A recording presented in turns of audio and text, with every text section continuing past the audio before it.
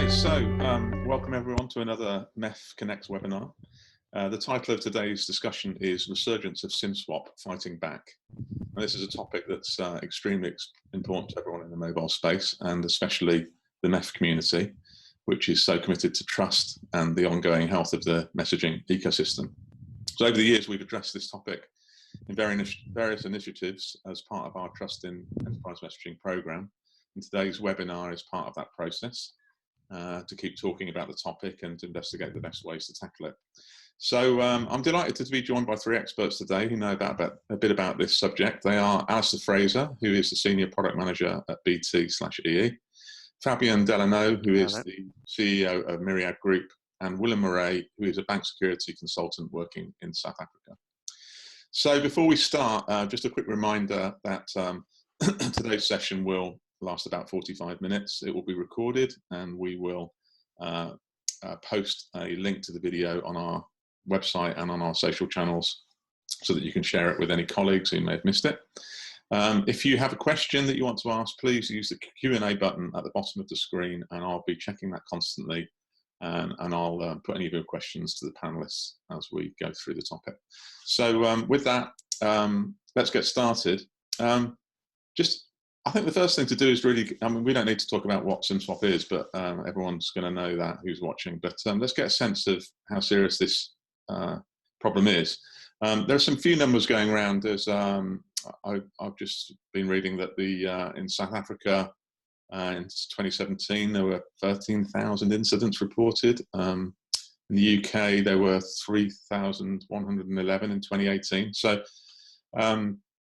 you know, it's on the rise. So maybe I'll come to Willem first, since you're working in the banking industry. What's your sense of how serious a problem this is and whether it's growing or not? It's definitely a serious problem, and I don't think it's just a South African problem, and it's a phenomenon that's seen all over the world. But yes, we are hard hit, and I can definitely also concur that we are seeing an increase in this as well. Over the last couple of years. So it's definitely a problem that needs to be addressed at all levels. Can you give some quantities, you know, from your personal experience, how prevalent is it? So what we've seen in the industry, in the banking industry specific, 2016, we were sitting at about 18,000 cases that were reported on digital crimes that's related to internet banking and mobile banking, of which 6,000 of those were confirmed where SimSwaps took place. 2017, we look at again at about 6,000, and then from 2018 to 2019, it's gone up to about 13,000 confirmed cases where SimSwaps took place. What do you think is the reason for the rise? Is it just the increasing number of people doing digital banking, or is it something more to do with, you know, maybe it's a fashion thing and fraudsters have moved from this to something else? Or? I think it's a bit of both. Obviously, with us being in Africa, there's a lot of unbanked individuals out there that we're trying to get into the mobile banking side of things, or the digital platforms. So that does have a play on that. The second part of that, obviously, is that the fraudsters are caught onto that as well. They're devising methods and manners that they can use to defraud, and specifically the elderly generations as well. And Allister, what about from an operator perspective in the UK? What's your sense of the scale of the problem? Well, obviously, we read the same articles as you know. So I did read in the Telegraph the other day that in the UK the banks have lost about 9.1 million. That's what's been reported in the last 5 years. Speaking to other people doing similar positions at the other MNOs, you know, we think that reported figure is it's massively underreported. It's hard really to get actual figures from the banks because, you know, as much as you want to, you know, you want to find out, the banks aren't going to be that forthcoming with the fraud, you know, with the fraud that they're seeing, right? So what we do know is that there's a lot of demand from the banks to help them mitigate against the risk of SimSwap. and obviously, we've seen our customers affected by SIM swap, and equally the banks have seen their customers affected by SIM swap. So what we can do is we can give them APIs that can help them to do that, which we can go into in a bit more detail. Yeah. Well, we will certainly go into that. Fabien, you've maybe got a more of an international view on this. Have you got what's your sense of the scale of the problem and whether different regions are affected in different ways? Well, I think I would agree with everybody. I mean, this problem is a global one. You see cases of that happening everywhere. You do see some of the numbers that are being reported, like 10,000, 13,000, 4,000. We know they're underestimated. And part of it is because the SIM swap fraud is, on one side, it's typically social engineering to get a password, code, etc. On the other side, it's the SIM swap hack, and people don't like to talk about it. And when so we don't see all the cases being reported. In terms, there's the other side.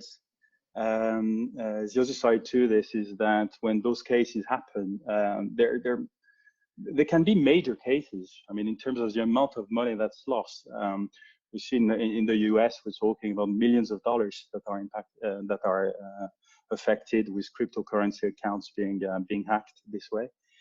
So it has a major impact. So it's either large amounts, or it's stealing people's money. I mean, they're saving. It's quite a big impact on that perspective. And why that's increasing, I think it's a very simple hack. It's a very simple hack to do. So, everybody's going to look for something that's simple, and then the hackers are going to go for something quick and dirty to do. And we see that happening everywhere. So you say it's a simple hack. What are the typical methods that fraudsters are using, and have they changed at all? Well, I mean, basically, in order to do a SIM swap, the hacker needs to convince the mobile network operator to move the mobile phone number to a different SIM card. So, there are different methods to do that. A lot of that is social engineering, and it actually started being reported as social engineering. And then you move into bribery, and when you see some of them, how cheap sometimes it is, it is to convince someone to move a number. It's a fairly simple thing to do. In the case of social engineering, what are they using? Social media? Are they using the dark web? How are they finding the information that enables them to hack into a social account like that? So, like, in terms of the security questions that are sometimes being asked, they're either fairly simple, like like sometimes I've seen birthday being used. So my birthday used to be on social media, not anymore. But like things like that, it's fairly simple things to get. Or they will talk to people and convince them to give them details. And we were talking about the elderly. You've got to go for the weakest link all the time.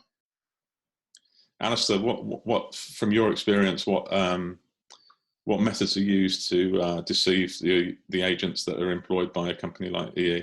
So basically, how the conversations have gone with me, with the banks primarily, and don't forget, it's not just the banks that are susceptible to SIM swap, right? It's other companies too, right? Like the CEO of Twitter the other day was reported to having his Twitter account hacked, right? But so basically, what's happening is, first of all, people are stealing people's banking details, right? And like we were talking about, over the dark web, but also with social engineering. And so, for the SIM swap aspect, obviously they need to steal some personal details. And like Fabien said, they could do that by going through your LinkedIn profile, your Facebook profile, Instagram, and things like that. They get your mother's maiden name, your date of birth. They pass a few security questions with the mobile network operator, and they get the SIM card to take over that. But with regards to the social engineering, that's a really tough one to overcome, because if they're unable to do a SIM swap, if they're unable to do that, but they've already stolen all your bank details, then what they can do is they can phone you up and they can say, hey, look, your bank account is under attack, and I'm calling you up from your bank, and I'm going to send you a one-time password right now. You've got to prove to me that you are the owner of the account by reading me back the PIN. So they've already put the bank details in, they've already logged on. They go and request the one-time password to be sent. The one-time password sent to the victim, and the victim, who's already in a bit of a panic because he thinks that all his savings is going to be drained out of his account, then naively reads the PIN code straight out to the fraudster. Just gives it to the fraudster. Now that's a real tough one to try and overcome. Yeah, I mean, that's to a certain extent well, it's not outside the remit of this discussion, but that clearly it doesn't involve SMS, or we're going to be talking about USSD as well. So that's a whole other world of pain there. But Willem, what from your experience of working directly with the banks, what are they trying to do technically to fix this, but also in terms of training staff or educating customers about the precautions they can take?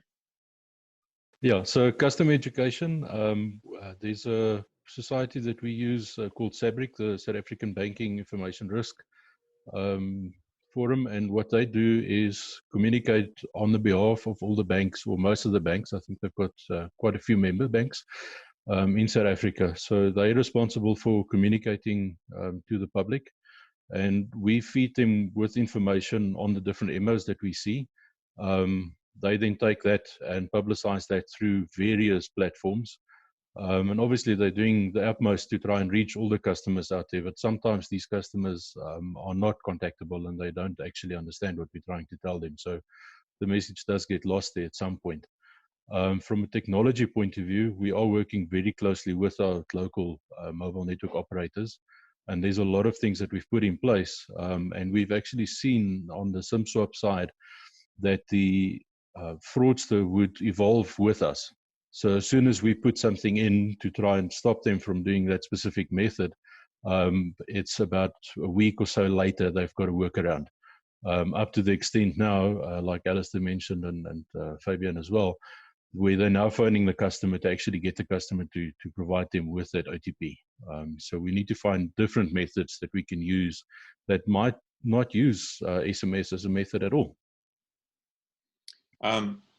Fabien, so you've developed a technical solution for this. Maybe you could explain what it is and how it works. What we're very simply doing is before a transaction takes place, we're actually checking that the IMSI is the same as it was before, and by doing that, we can ensure that there hasn't been a SIM swap. So it's the concept of it is extremely simple. Yeah. The implementation, because it requires having access to all the mobile network operator across the world, that's a fairly complex thing to implement. The other thing that we're doing in terms of allowing a mobile payment to take place is to actually communicate with the user using a different channel.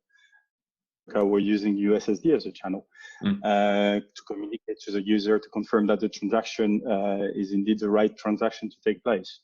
And we've seen that by doing that, we can fix, we can fix that issue.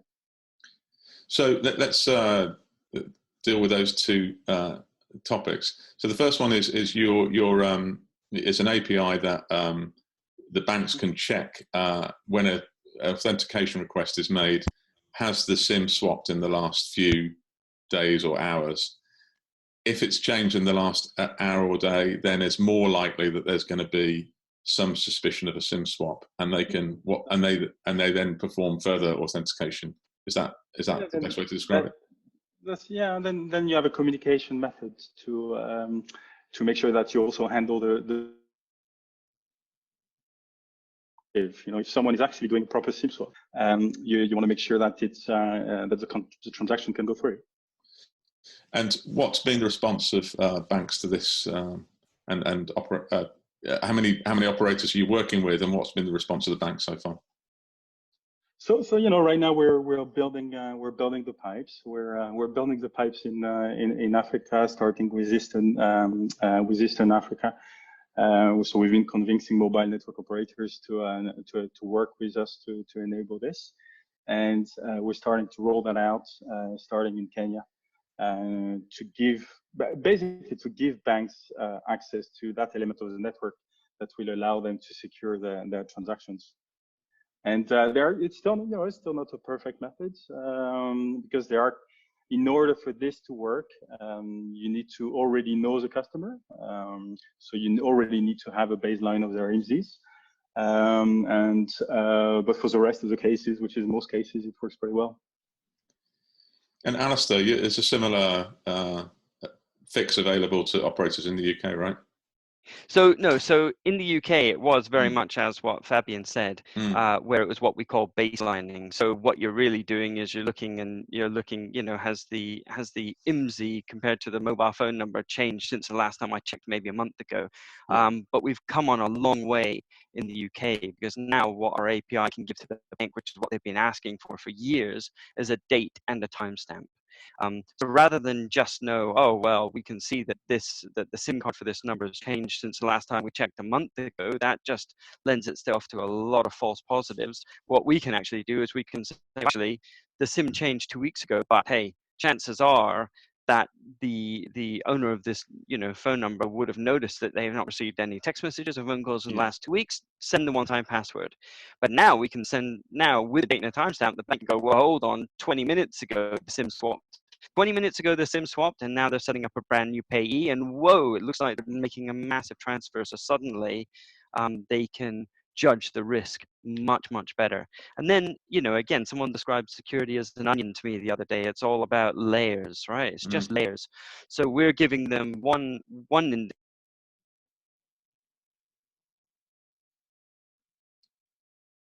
Well, I think we've lost you again, Allister, I'm afraid. No, still muted. While we wait to get you back, I'm going to ask Willem, from a banking point of view, what's your view of this kind of API-based solution? It works very well, and it did work very well for a certain time period, until they obviously realized what we were doing, and subsequently that's where the change came in, where they're now actually phoning the customer. So they'll send off a SMS to the customer to say to him that he's been defrauded, and he can expect a call from an agent from the bank shortly. A couple of minutes later, he'll receive this call. Within that call, then he will get prompted for the OTP, and the customer will obviously divulge that OTP without any questions asked, purely because of the method of social engineering and the depth and the actual skill that they use when they do the social engineering on these customers. So it works. The SIM-H thing works very well. But subsequently the fraudsters found a way around that. And how are you trying to attack this new form of fraud? That's a trick question. So obviously customer education is one of I think one of the only methods that you have. We're trying to get the customers to understand, not to ever divulge the OTPs out. But the other thing is to actually understand who the customer is. So if we know our customers and we can authenticate their devices, then we can actually stop that OTP from going out, because there is subsequently a fraudulent transaction that's going to take place at some point.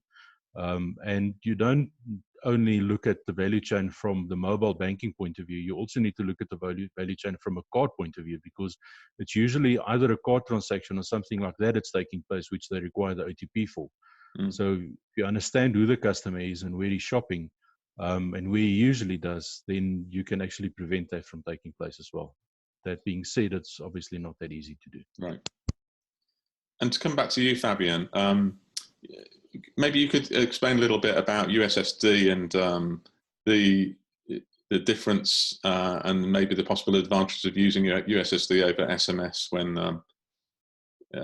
again. So we do not use one-time password. What we try and do with our customers, and it's obviously their choice, but what we try and do with our customers is to use a out-of-band authentication method using USSD. So no PIN code is being provided. We check that the SIM hasn't been swapped, and we send the authentication method using a USSD push. So a USSD push for those of you who don't use that every day. It's a big notification on your device, and the notification on your device will say you're trying to do that transaction, yes or no. The advantage that we've found with our method is it can actually be used with any device. So that's one advantage. And because we're working mainly in Africa today, we need to cater for all kind of handsets, whether people have access to data or not. So that's the approach that we've taken. Yes. And to come back to you, Allister, I hope we can hear you now. Yeah. I think you were just about to tell us really about something about the take-up of the solution in the UK. Well, yeah. So what I was saying was, before we in the UK were relying on baselining. So the banks were doing a check to see whether SIM has swapped since the last time they checked. If the last time they checked was a month ago, then that lent itself to a lot of false positives, because whereas now, recently, all the operators have an API which can give a date, a timestamp as to when the SIM card was last swapped. So what that means is, the SIM was last swapped a couple weeks ago, you're probably going to be like, the bank probably said, okay, well, that's fine, because the owner of that phone would have noticed that they had received a phone call or a text message in 2 weeks, right? And if they've actioned that. Whereas what they could see now is that 20 minutes ago the SIM was swapped. So suddenly that's an indicator that there is potential fraud. And then what they could fail over to sort of other authentication methods. I mean, they call other APIs we've got as well. They could call like a device API to see, so they've swapped their SIM 20 minutes ago, but have they swapped their device? If they put the device from something like, an iPhone 6 to an iPhone 11 and it's Christmas Day, well, then that probably makes sense. But if they swap their device from an iPhone 11 Pro to some cheap burner phone, and then they set up a new payee, and then they were going to send over more money than they've sent over in the last year, then all those things are indicators of potential fraud. Okay. So yeah, in the UK, it's fairly recent that all the operators have a SIM swap API that returns a date and a timestamp, so there's no baselining is required. So we're still having a little bit of trouble with your technical issues here. The audio's breaking up a little bit. I think in case any viewers couldn't understand Allister, then he was talking about not just a time-based API to reveal how recently the SIM swap was changed, but also whether it's a new device. So maybe I'll come back to you, Fabien. And is that something that your API can do as well? Detect the device as well as the time at which no, the we don't. SIM swap was changed? We don't do that today. I think there are effective ways to do that, and in a world with no, we don't do it today. We haven't seen the need so far to do that. I think there are network elements in the system that we can tap into to check whether the IMEI has changed, but it hasn't been. We haven't seen that need so far. What about you, Willem? Would that be a useful tool that you could detect whether someone had gone from an iPhone 11 to a cheap burner phone, and that would be another indication that maybe a swap had taken place? It would definitely help us, yes. Any additional information that we don't have access to at the moment would definitely be helpful, yeah. Okay. In terms of, obviously there's an important education job here. Whose responsibility is that, do you think? I'll stick with you, Willem. Who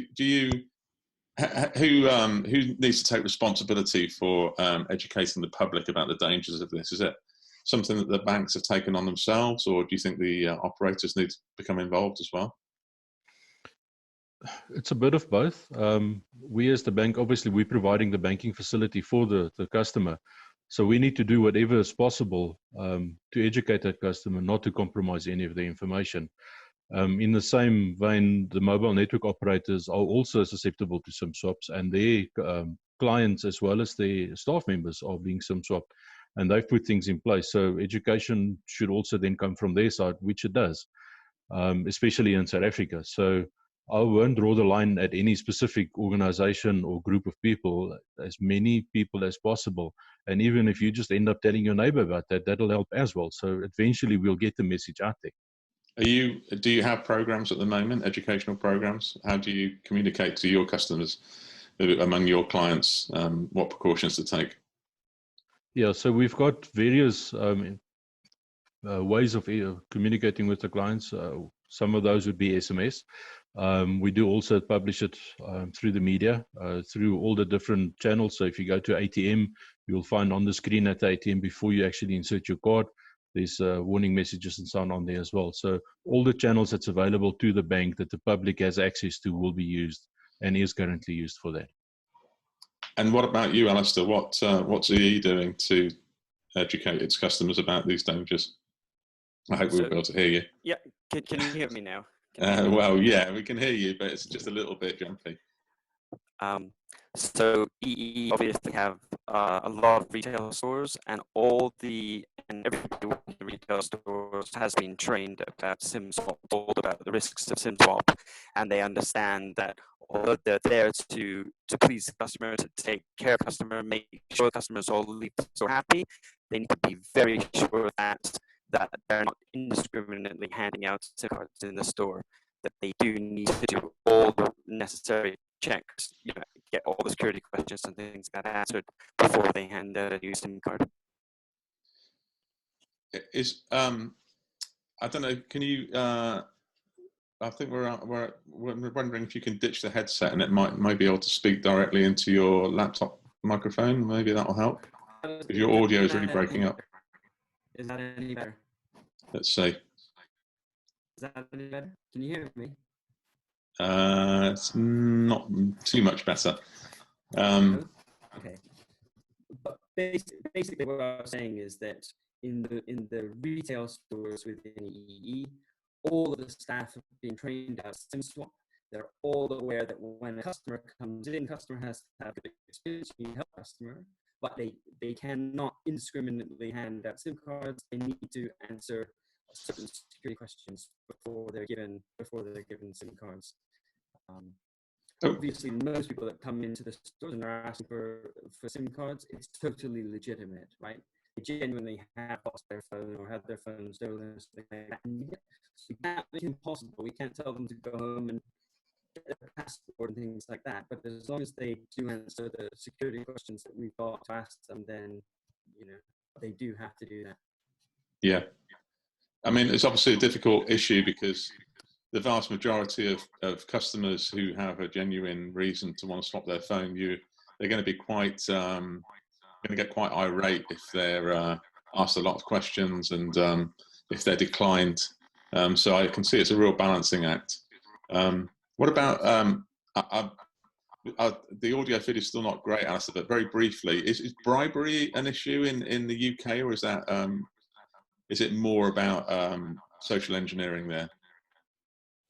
It's more about social engineering. I mean, we're aware that there's always going to be bad actors. There's always going to be rogue people in store, but I think most store managers are quite vigilant against that. And so really the problem we're hearing, it's social engineering. Social engineers are undoubtedly the biggest problem. Okay, Fabien, to come back to you. What about some of the, you have a solution at the moment and that seems to be rolling out. I know you've got a certain number of customers for that. Further ahead, are there any more fixes that you can talk about? What about having different kinds of authentication, whether it's complementing USSD or SMS authentication with some kind of biometric or even some kind of physical device that customers can carry around with them to authenticate themselves? Have you looked into any of these ideas? Yeah, I think there are pros and cons to a lot of the methods. So when I do mobile banking in the UK, my bank uses voice biometrics, which is great. I also use here in France, I use biometrics on the phone. there's lots of methods that are available, but those fraudsters are always going to look for the weakest link, and not everybody has access to that kind of technology on their devices, which means that you need a method that can cater for everybody. And certainly when it comes to to my market, people do not have the devices, they do not have access to data, they do not have the means to use those more modern, I guess, ways to authenticate, which is why we've chosen for something that's quite simple. Now, our view and the way we're addressing this is by taking elements that are available in the network that can prevent the frauds. IMSI is the one we've chosen today. IMEI is good, etc., etc. But that we have to make sure we cater for everybody.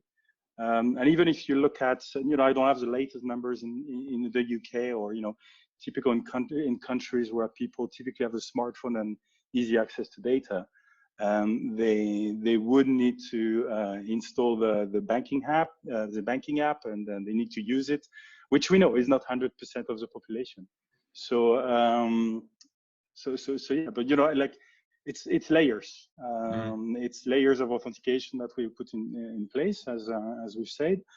But at the same time, we need to make sure that when the user tries to do an authentication, it's not going to be like super cumbersome, and then the transaction doesn't take place. So it's a balance. It's a real balance.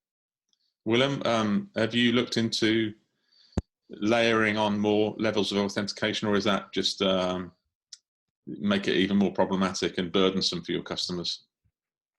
It does both. So we have found that there are different methods of authentication in the layering that we do use that works without interfering with the customer. There are also some of those that we've tried in the past that did cause some interruptions to the customer. And yeah, so we try to steer away from the ones that interferes with the customer and damages the customer's relationship and responses and so on. But yeah, there's definitely a lot of different options that we've got available. And like explained previously by Allister, it's onion. So we just add on more layers to make it difficult for the fraudster, but also to make it and keep it convenient for the customer. Yeah. So yeah. We've had a question from the audience about FIDO, which T-Mobile and Verizon have adopted, and apparently Apple's just joined the FIDO Alliance board of directors as well. So what's your feeling about adopting FIDO standards? Willem? Yeah, so I know there are a few banks in South Africa that does adopt the FIDO standards, and it's got partnerships with FIDO. At this stage, I actually don't want to go into too much detail around exactly what the FIDO solution entails and how that works and what the benefits and so on would be. But it is definitely something that I know that the banking industry is looking at, together with a whole lot of other options as well. So, obviously, the industry will keep on exploring what options are available and obviously pick the ones that's applicable for that particular bank. Maybe Fabien, have you got any thoughts on the FIDO alternative? Yeah, I'm not sure I can comment on FIDO, but what I would say is we have to work at making solutions available from a mobile network operator point of view to the banks and the rest of the ecosystem. And there are practical ways to implement, and we've got to make them easy for the whole ecosystem to have access to. We have a question as well, which is, I'm not sure if you'll be able to answer it or not, but it's asking about the rate of successfully completed out-of-band transactions using such as USSD. So USSD, it's the key is to get access to all the mobile network operators, and that's for me that's where currently the limitation is in the model of using this to a global scale. So for example, I see like all the issues in the US, and they're quite large issues, quite large amounts, and I can not start to convince all the operators over there. So for me the limitation is more in getting access to the information than the technology itself. Allister, we're going to try you again. See if you have any comments on Yeah, FIDO. Can you hear me? Yeah. Can you hear me, or is it jumping around? It's not actually something I've looked into in any great detail. It's not something I can really comment on.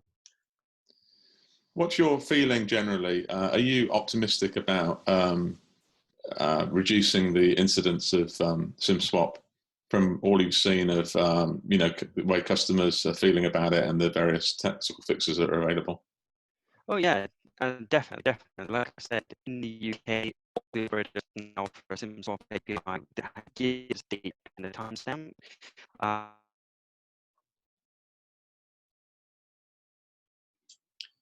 I'm afraid, Allister, we've lost you again. So I'm going to ask the same question of Willem. And, it seems to me that from the numbers that South Africa does seem to have quite the problem seems to be a little worse there than other places. So what's your feeling about the next year or two and going forward about, whether you're positive about this or not?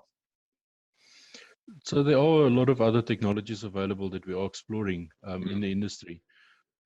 So I don't think SMS is going to go away anytime soon. And like it's been said previously, it also depends on the type of device that the customer's got available. So some of these technologies don't work on the older phones that's out there. So USSD is still a banking platform for us, and quite a big one for that matter as well. And it again just comes back to what's available to the customer. So SIM swaps, I don't think it's going to be something that's going to go away. Will technology fix it? I do believe that it will in time if we get the right information from the mobile network operators and the right technology that we can actually implement across the different platforms within the banks. But I'm quite confident that it is something that can be addressed, yeah. And Fabien, what are your feelings? And do you think there are new factors that we need to think about, such as, whether the device, the form factor of the device changes, for example? So if in a few years' time we've got eyewear and we're pairing earphones with eyewear, these kinds of alternatives to the smartphone going forward, are they going to be changing the problem or helping with the problem in any way? Well, I think from my perspective, I'm very optimistic that we can fix this issue. I think that the mobile network operators are working towards it, and we're facilitating that in some countries. I think it's something that we want to fix, and that the ecosystem wants to fix. So I'm very I'm quite positive about that, and we're doing our best to have our to contribute to that. And then in terms of the other form factors, I think they're great. I mean, I absolutely enjoy being able to use fingerprints and voice detection and things like that. And there are technology that's available out there, and that's secure. But as Willem said, it's not a reality for everybody, and we have to make sure that we find solutions for people who don't have those kind of devices, which is where we're putting all of our focus. We need to fix this for everybody, because you have to remember that those are typically targeted attacks, right? So we want to make sure that everybody's being addressed. Okay, well, I think we're sort of at the end of the discussion now. We've done 45 minutes. It's been very interesting to hear from you. Sorry about a few technical problems, but we will, as I said earlier, we'll post the video. We'll do a write-up of it as well. So I'd like to thank Fabien, Willem, and Allister for taking part in today's discussion. Please check back on MEF's various initiatives to address this and other trust issues. And until the next time, see you. Thanks very much. Bye-bye. Thank you. Thanks, guys. Thank you. Thank you. Bye-bye.